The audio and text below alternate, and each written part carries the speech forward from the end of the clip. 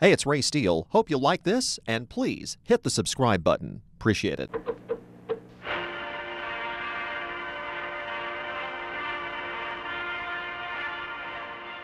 Today, we all have computers in our pockets. And for students in schools, computers are indispensable.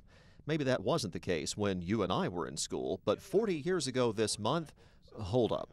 Pardon me, Mr. Caldwell. Memo to the brass. Bring back old school graphics. Maybe use them on Inside Indy, premiering in less than 2 weeks on WRTV.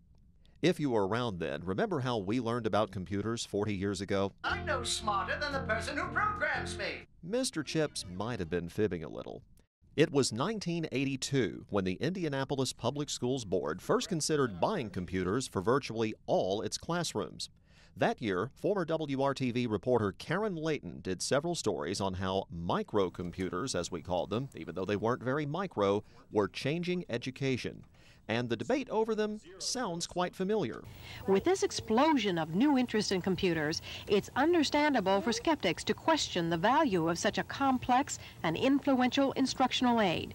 It's feared that children could become recluses and socially undeveloped because of the one-on-one relationship with the computer.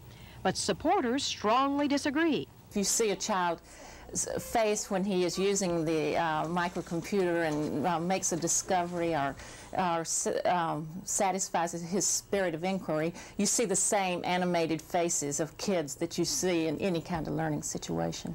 Research is also revealing that instead of children tending to isolate themselves, they tend to collaborate on lessons and programs. And of course, there is plenty of interaction during the games. Oh no, Bagabra is the word to summons a vampire.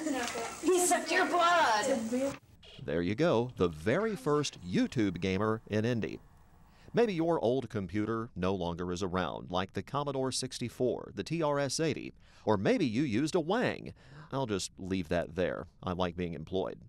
But those clunky machines you first saw in the classroom in the glorious hairspray and neon-filled 1980s are the reason today's students can do all their schoolwork from home if they're sick.